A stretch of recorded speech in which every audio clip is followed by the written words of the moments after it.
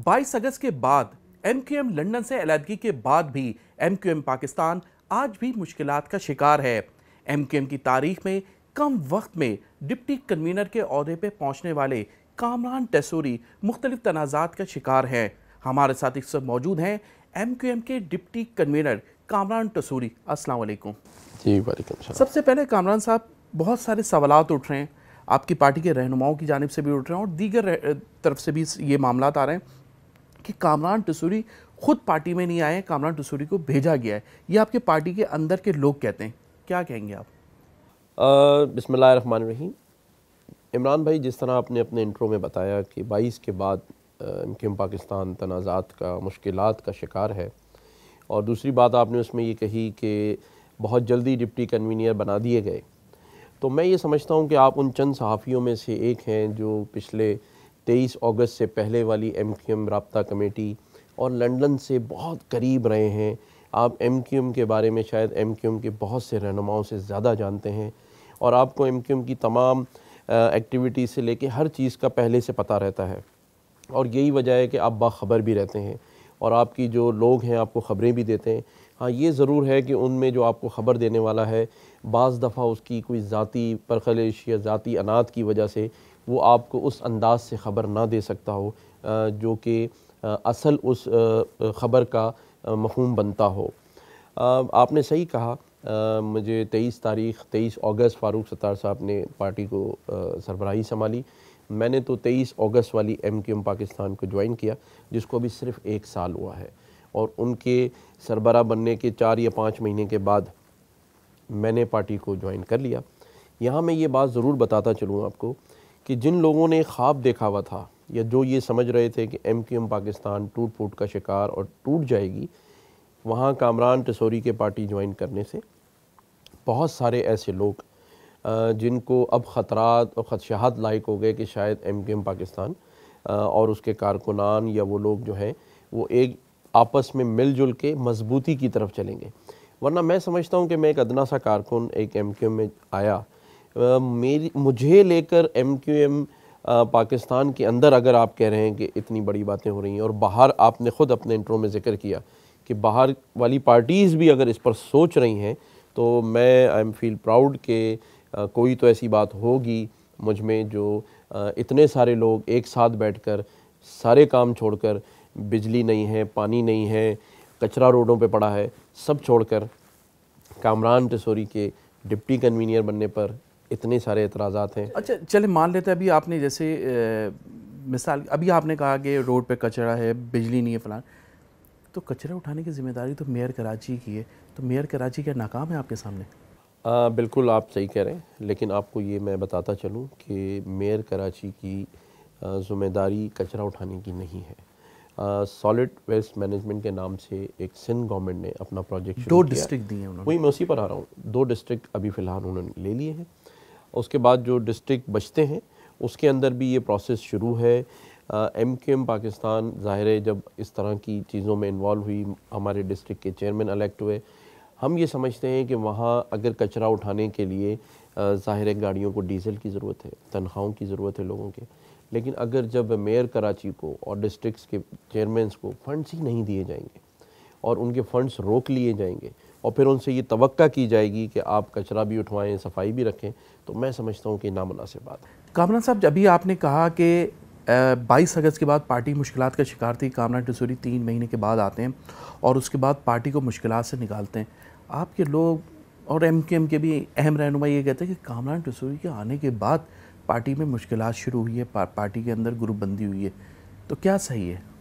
पहले तो मैं आपको ये करेक्ट कर दूँ कि मैंने ये नहीं कहा कि मेरे आने से पार्टी की मुश्किलात कम हो गई। मैंने ये आपके इंट्रो से जो आपने बात की उसके जवाब में मैंने कहा कि आप किसी भी जब पार्टी को ज्वाइन करते हैं एज ए कारकुन, तो आपकी सबसे बड़ी सिंसियरिटी ये होती है कि आप पार्टी के अंदर दिल लगी से और दिल जमा कर काम करें, जो मैं कर रहा हूँ, और मैं मुतमईन हूँ कि जो काम मैं पार्टी के अंदर जो मुझे दिया गया है वो मैं उसे ऐसे तरीके से निभाऊँ। लेकिन अगर किसी की कोई ख्वाहिश हो या वो कोई बात किसी के मुंह में डाल देना चाहता हो, तो मैं समझता हूँ कि उसका तो हकीम लुकमान के पास भी इलाज नहीं है। अब अगर कुछ लाइलाज लोग हैं तो मैं उसके बारे में आपसे क्या बात करूं, पार्टी क्या में बहस इख्तलाफात करूं। हैं या नहीं? देखिए, इख्तलाफ राय का लफ्ज़ इस्तेमाल किया करें आप। मैं इसलिए इख्तलाफ राय की बात कर रहा हूँ कि या तो डिक्टेटरशिप होनी चाहिए, जब वो होती है तो आप लोगों को इख्तलाफ होता है सबको कि भाई एक ही आदमी फ़ैसले कर रहा था और डिक्टेटर था, सब उसके बाद हाथ बांध के खड़े हो जाते थे, रातों में पहुंच जाते थे। और जब एक ऐसा सरबरा बना जो लोगों से उनकी राय मांगता है, और राय देना सबका हक है, जमहूरी हक है, और इख्तलाफ राय को अगर आप इख्तलाफ समझकर धड़ेबंदियों की शक्ल देना चाहें तो ये आपकी राय हो सकती है, मैं उसको कुछ उस पर कमेंट क्या करूँ। फैसल सजवारी निजी टीवी शो में बैठते हैं और ये कहते हैं कि है हमारे अंदर इख्तलाफात है। आमिर खान के भी प्रोग्राम में बैठे हैं, उन्होंने भी ये कहा है। तो आप कैसे कह रहे हैं कि राय है, इख्तलाफ नहीं है? वो तो कह रहे हैं इख्तलाफात है। आपने शायद आमिर खान भाई का और फैसल सजवारी का प्रोग्राम आप दोबारा सुनिएगा, उन्होंने इख्तलाफ राय की बात की है, जिसको मैं इंडोर्स करता हूँ कि इख्तलाफ राय ज़रूर होता है हमारी मीटिंग्स में। इख्तलाफ होना एक बड़ा लफ्ज़ है जो मैं नहीं समझता कि हमारे अंदर मौजूद है। हमारे यहाँ इख्तलाफ राय होती है, और जब कोई फ़ैसला हो जाता है तो आपने शायद ये भी सुना हो कि फैसल सब्ज़वारी भाई ने जियो के प्रोग्राम में बैठ के ये कहा कि जब फ़ैसला हो गया तो कामरान टेसोरी भाई हमारे डिप्टी कन्वीनियर हैं। एक लेते हैं ब्रेक, उसके बाद इनसे सवालात का जो सिलसिला है वो जारी रखेंगे।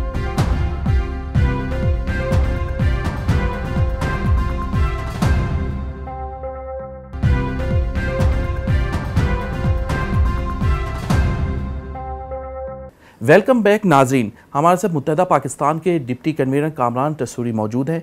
आए इनसे मज़ीद बात करते हैं। कामरान टेसोरी के मुताबिक कोई ग्रुप नहीं है, MQM में सिर्फ एक ही ग्रुप है जो फारूक सत्तार का है। ना फारूक सत्तार साहब का कोई ग्रुप है, ना कोई और कोई ग्रुप है। MQM पाकिस्तान एक सियासी जमात है और तमाम लोग उस सियासी जमात में एज ए कारकुन काम करते हैं। किसी को कोई ज़िम्मेदारी दी जाती है, किसी को कोई ज़िम्मेदारी दी जाती है। मैं समझता हूँ कि MQM पाकिस्तान के अंदर सब अपना अपना काम कर रहे हैं। MQM पाकिस्तान के अंदर कितने कामरान साहब ऐसे रहनुमा हैं जो लंदन क़यादत से आज तक राब्ते में? मैंने आपको पहले ही कहा था इमरान भाई कि आप उन चंद सहाफ़ियों में से एक हैं जो मुझसे ज़्यादा MQM के लोगों को जानते हैं।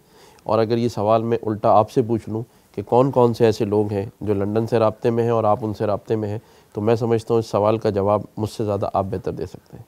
नहीं तो आप तो पार्टी के रहनुमा, इसीलिए आपसे मैंने यही आपको कहा ना कि आप उन चंद सहाफ़ियों में से हैं जिनको लंदन, कराची, क्या कौन किससे राब्ता, ये सब आप मुझसे ज़्यादा बेहतर जानते हैं। अच्छा, जो लंदन से राब्ते में उसके खिलाफ पार्टी की कोई पॉलिसी के उसके खिलाफ कार्रवाई हो? हाँ, पार्टी की बड़ी क्लियर पॉलिसी है। पार्टी की बड़ी क्लियर पॉलिसी है कि अगर कोई लंदन से राब्ते में है तो वो फिर MQM पाकिस्तान का हिस्सा नहीं होगा। अगर चलें, आप कहते हैं सहाफ़ियों को पता है, आपको नहीं पता, सहाफ़ी कुछ नाम देंगे तो उनके खिलाफ कार्रवाई करेंगे या फिर कोई इख्तलाफात आ जाएंगे बीच में? पार्टी उसके खिलाफ ज़रूर कार्रवाई करेगी। पार्टी उसके खिलाफ कार्रवाई करेगी? ज़रूर करेगी। अगर कोई ऐसे नाम आप देना चाहें ऑन एयर दे दें, और अगर चाहें तो प्रोग्राम के बाद दे दें। अच्छा, एक इल्ज़ाम है कारकुनों की सतह पे, अगर हम बात करें तो वो ये कहते हैं कि भाई आपको PSP से नहीं मिलना, आपको पीपल्स पार्टी के लोगों से नहीं मिलना। अक्सर हम बैठते हैं डिस्ट्रिक्ट की कमेटियों उनके साथ, मगर ये बात सामने आती है कि MQM पाकिस्तान पाक सरजमीन पार्टी के रहनुमाओं से मिलती है, उनसे मुलाकातें करते हैं। हमने बहुत ख़बरें भी चलाई हैं। तो आखिर ऐसा क्यों? क़यादत जब मिलती है तो फिर नीचे वाले लोगों पे क्यों सख्ती की हुई? आपने क्यों उनको हिदायत की हुई कि वो नहीं मिले? मैं नहीं समझता अगर पर्टिकुलर किसी ने आपसे शिकायत की हो कि उसको नहीं मिलने दिया या नहीं मिलने दिया जा रहा या कोई बहुत ज़्यादा मिलता है, बिल्कुल दोनों बातें नहीं हैं। PSB एक सियासत कर रही है, सियासी पार्टी है, हम भी सियासत कर रहे हैं, हमारा अपना एक मौक़िफ़ है, और हम समझते हैं कि सियासत के अंदर वो भी वही सियासत कर रहे हैं जो हम लोगों के लिए बात कर रहे हैं, लोगों की भलाई, लोगों के काम, कराची की तरक्की। मौक़िफ़ अंदाज़ पेश करने का मुख्तलिफ हो सकता है। आपने देखा होगा कि हमने एक APC का प्रोग्राम रखा था, डेलीगेशन गया, उनसे मिले भी, मुलाकात भी की। हम सब कराची में रहने वाले हैं, कराची में रहते हैं, एक दूसरे से मिलते रहते हैं। राब्ते हैं PSP के MQM की क़यादत से? राब्ते ज़ाहिर है, जब आप कराची में रहते हैं तो एक दूसरे से ज़रूर राब्ते होते हैं, और राब्ते रखने में मेरे ख़्याल से कोई बुरी बात नहीं। APC क्यों मुलतवी की गई थी आपकी जानिब से? मैं ये समझता हूँ कि हमारी पार्टी की मशावरत हुई और पार्टी का फ़ैसला था, इसलिए कैंसिल कर दिया। पाक सरजमीन पार्टी और MQM, अगर इलेक्शन 2018 होता है, अगर तो दोनों अगर अलग अलग इलेक्शन लड़ते हैं तो ये इमरान का नहीं कहना है, ये सबका ही कहना है। मतलब आप किसी सहाफ़ी से भी मिलें, चले हम एमक्यूएम की क़यादत की बात कर लेते हैं, उनसे भी मिले तो वो ये कहते हैं वोट तकसीम होगा महाजरों का, जो आज तक नहीं हुआ है। अगर आप लोग क्या समझते हैं कि 2018 में एमक्यूएम पाकिस्तान अलग प्लेटफॉर्म से इलेक्शन लड़ेगी, पीएसपी अलग प्लेटफॉर्म से लड़ेगी? देखें, इलेक्शन 2018 में भी काफ़ी टाइम है और हम आपस में मशावरत करते हैं। हमारी मुत्तहिदा पाकिस्तान में बहुत सारी बातें पाक सरज़मीन पार्टी को लेकर आई हैं, जिन पर मशावरत की भी गई है, मशावरत चलती रहती है। इंशाअल्लाह हम कराची की जो आवाम है उसकी बेहतरी के लिए जो होगा वो फ़ैसला करेंगे। अच्छा, ये बताएं कि अरकान असम्बली, चले हम इसको 2018 तो दूर की बात है, हम पहले आ जाते हैं। अरकान असम्बली, सूबाई असम्बली के मेम्बरान पीएसपी में जा रहे हैं। सेनेट के इलेक्शन बिल्कुल कामरान, मतलब आप देखें ना, बिल्कुल अनकरीब सेनेट के इलेक्शन है। नुकसान तो फिर कराची वालों का है। देखें, इस पर तफसीली बात डॉक्टर फ़ारूक सत्तार साहब ने अपनी कई प्रेस कॉन्फ्रेंसेस में की है और मैं ये समझता हूँ कि जब पार्टी की जिस तरह हमारे यहाँ सिस्टम है कि राब्ता कमेटी कोई फ़ैसला करती है, बेहतर होता है कि हम उसमें मशावरती अमल करके फिर उसका कोई फ़ैसला करें। तो इस सवाल के जवाब में मैं सिर्फ इतना ही कहूँगा कि हमारी पार्टी की क़यादत, हमारे सरबराह और हमारे जो लीडरशिप है वो इन सब बातों को अच्छी तरह समझती है और वो इस पर बातचीत कर भी रहे हैं आपस में। आप बेफ़िक्र रहें, कराची के लोगों का जिसे कहते हैं दिल से, और जिस तरह फ़ारूक सत्तार साहब और हमारी पार्टी और हमारी क़यादत समझती है कि खिदमत करना है, इंशाअल्लाह आप हमें अपने से पीछे नहीं पाएंगे। Doctor Farooq Sattar press conference करते हैं और उसमें ये कहते हैं कि एक भी अरकान असम्बली अब किसी सियासी जमात में गया तो तमाम अरकान असम्बली जो हैं, सेनेट, कौमी सूबाई, सब रिज़ाइन दे देंगे। क्या कायम रहेंगी आपकी पार्टी के सरबराह इस बात पे? देखें, मैं ये समझता हूँ कि फ़ारूक सत्तार भाई ने जिन हालात और जिन वाक़यात की रोशनी में उस दिन प्रेस कॉन्फ्रेंस में ये बात की है, उसको समझने की ज़रूरत है। और आपको मेरा मशवरा है कि उस प्रेस कॉन्फ्रेंस को आप दोबारा एक बार रिपीट में देखिएगा तो आपको समझ आ जाएगा उन्होंने वो बात क्यों कही है। जी बिल्कुल, हमारे साथ मौजूद हैं एमक्यूएम पाकिस्तान के डिप्टी कन्वीनर कामरान रसूली। मुख्तलिफ सवालात के जवाब दे रहे हैं। एक लेते हैं ब्रेक, उसके बाद इनसे सवालात का जो सिलसिला है वो जारी रखेंगे।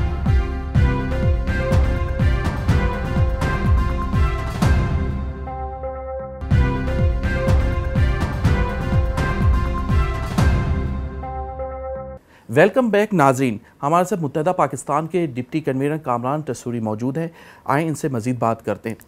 कामरान साहब, सिर्फ ये बता दें, एमक्यूएम इरम अज़ीम फ़ारूकी के बगैर नहीं चल सकती?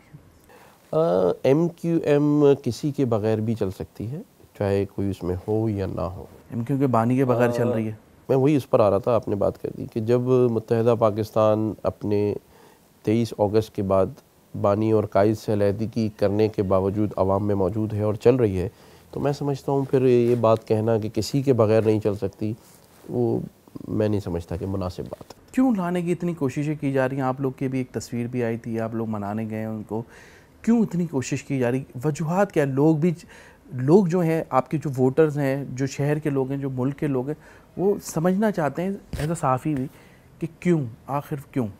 बड़ी साफ़ और सुथरी सी बात है।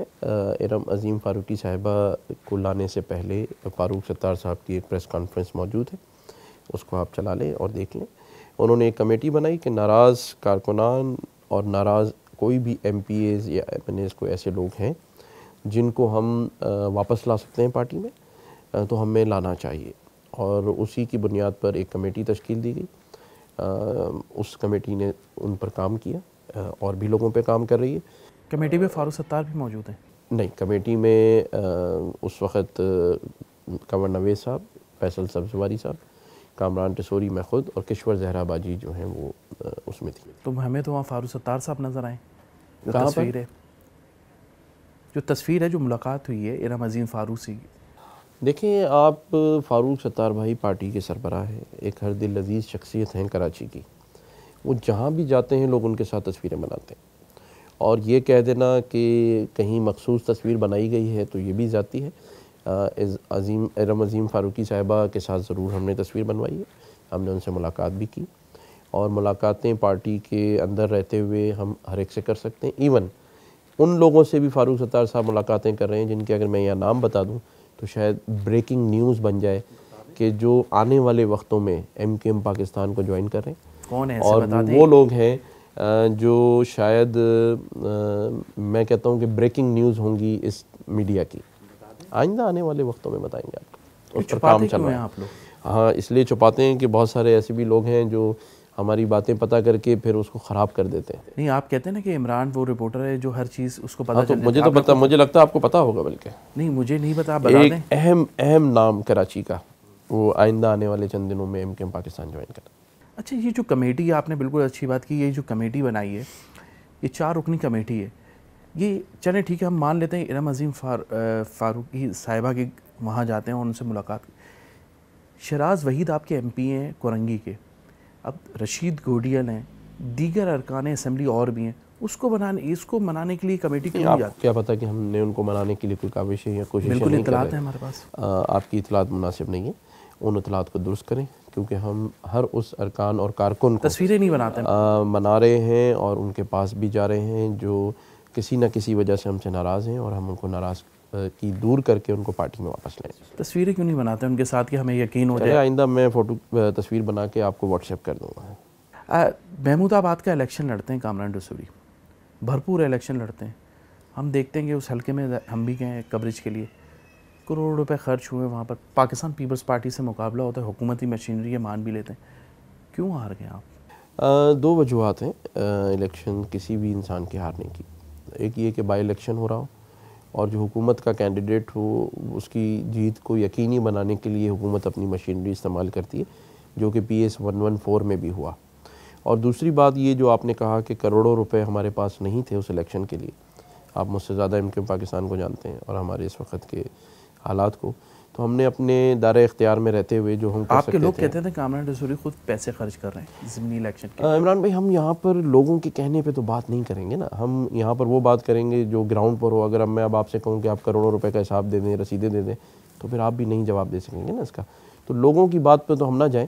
कामरान साहब, दिख तो रहा था महमूदाबाद में जिस तरह आपके बैनर्स लगे हुए थे, जिस तरह आपके फ्लैग्स लगे हुए थे, सब नज़र तो आ रहे थे। ये तो जाहिर है, अगर फ्लैग्स और बैनर्स और ये चीज़ें लगी हुई थी तो उनकी रसीदें आप मुझसे ले लीजिए और फिर आपको यकीन आ जाएगा कि कितने पैसे। वही हमें करोड़ों रुपए के करोड़ों रुपए जिसने खर्च किए उस शख्स का नाम सईद गनी है, और उसने वहाँ पर जिस तरह बेबहा पैसा बहाया और जिस तरह उन्होंने इलेक्शन जीता है, वह मुझसे नहीं, महमूदाबाद की आवाम से पूछे। अंदरूनी क्या मामला था आपकी पार्टी में? इलेक्शन आप क्यों हारे? अंदरूनी भी लगता है कोई मामला था।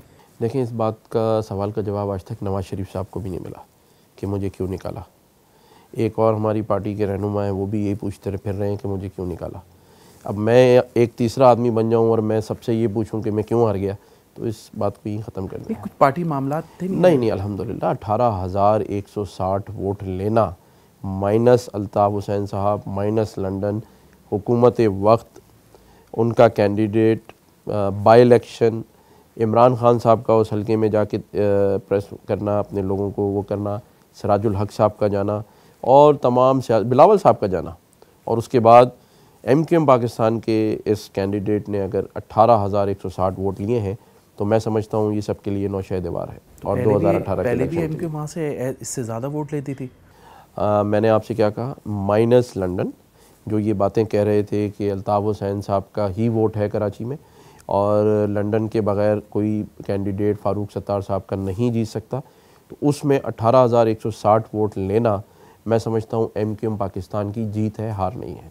MQM जब हुआ करती थी कराची में, तो कामरान साहब जो भी इलेक्शन होता था, सारे अल्टरनेट तो नहीं था MQM के ज़माने में। अगर हम 22 अगस्त से पहले भी चले गए, MQM एक ही ज़ाहिर जमात थी। कराची के जो लोग थे वो यही सोचते थे कि इनको ही वोट दे दिया जाए क्योंकि यही मसाइल हल कर सकते हैं। तो 22 अगस्त के बाद भी तो MQM पाकिस्तान ही है, इसके अलावा कोई अल्टरनेट भी नहीं था। नहीं, अभी जो मैंने आपको PS 114 की बात आपने की, तो अगर इमरान खान साहब ख़ुद चलकर नजीब हारून के लिए कैंपेन कर रहे थे तो आवाम उनको कम से कम सेकंड चॉइस तो बना सकते थे। तो अगर 18,000 वोट MQM पाकिस्तान को दिए गए आवाम की जानिब से, तो मैं ये समझता हूँ कि कराची की आवाम MQM पाकिस्तान की तरफ पहले भी देखती थी, आज भी देखती है, क्योंकि ये वो वाहिद जमात है जो आवाम के अंदर खड़ी है। और 2018 का इलेक्शन, यहाँ मैं आपको, और आज आप इस तारीख को लिख लें कि 2018 का इलेक्शन MQM पाकिस्तान कराची, हैदराबाद, मीरपुर ख़ास और सक्खर में अपनी उन नशिस्तों पे स्वीप करेगी जो वो हमेशा से जीती रही है। अगर हम नवाज शाह की बात करें, नवाज शाह में तो MQM पिछली बार भी नहीं जीत सकी। मैंने क्या कहा, आपने गौर से सुना नहीं, कि जहाँ जहाँ MQM पाकिस्तान जीतती रही है वो सीटें अपनी स्वीप करेगी। दोबारा आप करेंगे। ये महमूदाबाद में ही सारे तंजीमी काम क्यों होते हैं? डिस्ट्रिक्ट चेयरमैन हमें वहीं नज़र आते हैं, असाइनमेंट जब आता है महमूदाबाद, हलीम का प्रोग्राम वहीं नज़र आता है हमें। ये सारी चीज़ें महमूदाबाद क्या एक और प्रोग्राम है जो इतवार को 4 बजे कल शुरू होगा, 29 तारीख कल जो है, पतंग मेला या बसंत जिसे कहते हैं, या फेस्टिवल लोगों के लिए, वो भी वहीं महमूदाबाद UC2 में हो रहा है। क्यों महमूदाबाद के MQM का मरकज़ लाइन्स एरिया भी है, बहादराबाद भी है, दीगर और भी इलाके हैं, औरंगी, कोरंगी, लांडी, शाह फैसल, अजीज़ाबाद, फारूक सत्तार का गंज घर है, PIB। आखिरकार महमूदाबाद में ही सब कुछ क्यों? देखें, उसकी एक वजह यह है कि पूरे कराची में, हैदराबाद, मीरपुर ख़ास और सक्खर में MQM पाकिस्तान के पास सिर्फ 2 ही ऑफिसेज़ हैं जो खुले हुए हैं। एक बहादराबाद का ऑफ़िस जिसमें हमारा आर्जी मरकज़ है, और एक महमूदाबाद का ऑफ़िस जो हमें इलेक्शन के दौरान में मिल गया था। तो मैं ये समझता हूँ कि ये वजह एक है, क्योंकि वहाँ ऑफ़िस खुला हुआ है, वहाँ हम अपनी सियासी एक्टिविटीज़ कर सकते हैं। इस वजह से आपको वहाँ सियासी सरगर्मियाँ लोगों में घुलने मिलने की नज़र आ रही हैं। इसीलिए मैं कहता हूँ कि हमारे बाकी भी ऑफिसेज़ दे दिए जाएँ, ताकि इसी तरह महमूदाबाद की तरह तमाम कराची में, हैदराबाद, मीरपुर ख़ास में भी इसी तरह की आपको हलीम, पतंग मेला और फेस्टिवल्स की एक्टिविटीज़ कराची के लिए हेल्दी एक्टिविटीज़ नज़र आएँ। आपने इलेक्शन से पहले, ज़िमनी इलेक्शन से पहले वादा किया था मैं महमूदाबाद में घर ख़रीदूँगा। इलेक्शन हारने के बाद फ़ैसला चेंज कर लिया क्या? हाँ, मैं समझता हूँ कि मैंने जो फ़ैसला किया था मैं उस पर आज भी कायम हूँ, और इंशाल्लाह 2018 के इलेक्शन में आपको मेरा घर वहाँ नज़र आएगा। हमारे साथ Kamran Tessori, deputy convener MQM Pakistan मौजूद हैं। सवालात और उसके जो जवाबात हैं वो भी दे रहे हैं। तो एक लेते हैं ब्रेक, उसके बाद दोबारा कामरान टसूरी के पास आएंगे।